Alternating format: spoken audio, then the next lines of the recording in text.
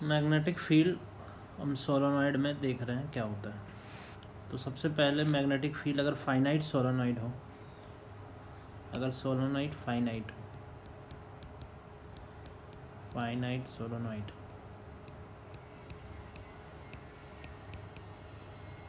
तो उस केस में मैग्नेटिक फील्ड हम हमेशा कहाँ निकालते हैं? एक्सिस पे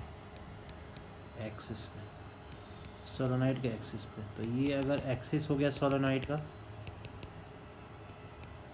ये एक्सिस कुछ नहीं, जो सर्कुलर वायर है उसका हर वायर का जो एक्सिस हो गया, सोलेनॉइड का भी वही एक्सिस मैच करेगा वो सर्कुलर वायर के एक्सिस। तो यहाँ पे कोई पॉइंट मान लेते हैं P है, और यहाँ पे अगर मैग्नेटिक फील्ड निकालनी है तो हमें दोनों एंड्स को ऐसे मिला देना है और एक ही डायरेक्शन से। अगर ये θ1 है, दूसरा भी इसी से लेना है हमें θ2।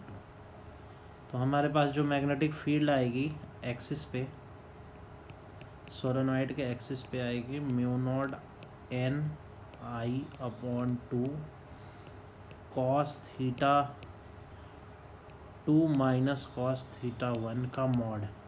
जब ये माइनस आता है तो हम क्या ले लेते हैं? मॉड। किसी से सब्ट्रैक्ट करते हो कोई फ़र्क नहीं पड़ता। इसमें ये क्या है? नंबर ऑफ टर्न पर यूनिट लेंथ। आई तो करंट है। θ1 θ2 क्या है? ये है angle of both ends from that point, angle of ends from given point, और डायरेक्शन सेम होनी चाहिए, इन सेम डायरेक्शन।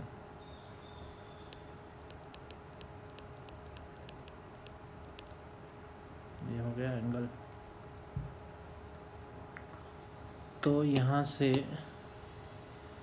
हम निकाल सकते हैं मैग्नेटिक फील्ड सोलेनॉइड के कारण। डायरेक्शन हमें कैसे निकालना है? डायरेक्शन हमें निकालना है राइट हैंड थंब रूल से। Right hand thumb rule, thumb जिधर पॉइंट कर दे उधर ही मैग्नेटिक फील्ड की डायरेक्शन हो जाए, चाहे इस साइड हो, यहाँ हो, यहाँ हो, यहाँ हो, यहाँ हो, यहाँ कहीं पे भी हो, उसी डायरेक्शन में आएगी। उसके बाद अगर इनफाइनाइट सोलेनॉइड यानी लॉन्ग सोलेनॉइड होता है, लॉन्ग सोलेनॉइड अगर लॉन्ग हो जाए तो उस केस में हम इसी वाले फॉर्मूले से आगे निकाल सकते हैं। देखो θ1 यहाँ पे क्या है? ये वाला लॉन्ग हो जाए तो ये पॉइंट आगे चलते चलते क्या हो जाएगा? 0 डिग्री, और ये वाला पॉइंट भी आगे जाते जाएगा तो ये वाला जो एंगल आ जाएगा 180 डिग्री आ जाएगा। तो उस केस में क्या हो जाएगा? फॉर्मूले में μ0 Ni/2 mod cos 0 degree minus cos 180 degree, और इसको जब सॉल्व करेंगे तो हमारे पास μ0 Ni/2 इंटू 2 कैंसिल हो गया। आंसर क्या आ गया यहाँ से? μ0 Ni। तो लॉन्ग सोलेनॉइड में एक्सिस पे इतना ही होता है, एक्सिस पे यानी अंदर। ये पॉइंट कहाँ है? इनसाइड सोलेनॉइड हो गया। अच्छा, इनसाइड सोलेनॉइड में ये आर की वैल्यू जो है, ये रेडियस की वैल्यू बहुत स्मॉल होती है, तो हम इसीलिए इस यहाँ पे कोई एक्सिस वगैरह वर्ड यूज़ नहीं किया जाता। लॉन्ग सोलेनॉइड में जो हम निकालते हैं magnetic field inside solenoid, inside solenoid, यहाँ पे हम मैग्नेटिक फील्ड निकालते हैं इनसाइड सोलेनॉइड।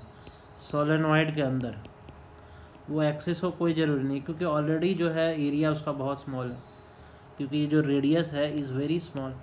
अब कौन सा एक्सिस और क्या हमें पता नहीं चलेगा, ये ऑलरेडी बहुत स्मॉल है। तो ये पॉइंट हो, ये पॉइंट हो, ये पॉइंट हो, तो ऑलमोस्ट सबका आंसर सेम ही आएगा। थोड़ा वो चेंज भी करेगा तो उतना कोई सिग्निफिकेंट नहीं होगा वो चेंज। तो इसीलिए जो लॉन्ग सोलेनॉइड्स होते हैं उसमें कभी हम एक्सिस की बात ना करके क्या करते हैं? इनसाइड सोलेनॉइड, और which is equal to μ0 Ni। और एंड सोलेनॉइड के एंड पे कितना हो जाएगा? लॉन्ग सोलेनॉइड ही है।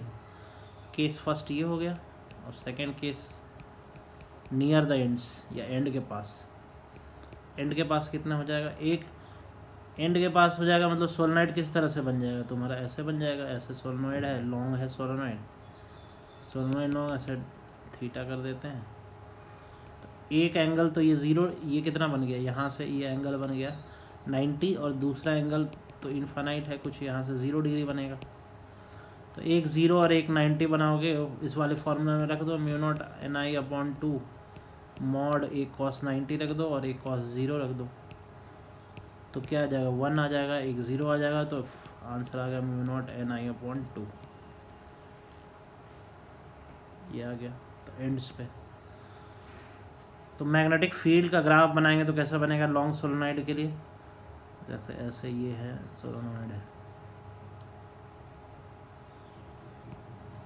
तो ग्राफ में हम कैसा बनाएंगे, जो अंदर ये एक्सिस है और ये बी मैग्नेटिक फील्ड बी, तो हम कैसा दिखाएंगे, जो एंड्स पे है हाफ आएगा और यहाँ पे मान लो पूरा आ रहा है, कैसे दिखाएंगे, इधर मैग्नेटिक फील्ड इस साइड, और जैसे ही एंड आएगा वहाँ पे हाफ दिखा के ऐसे चलेगा।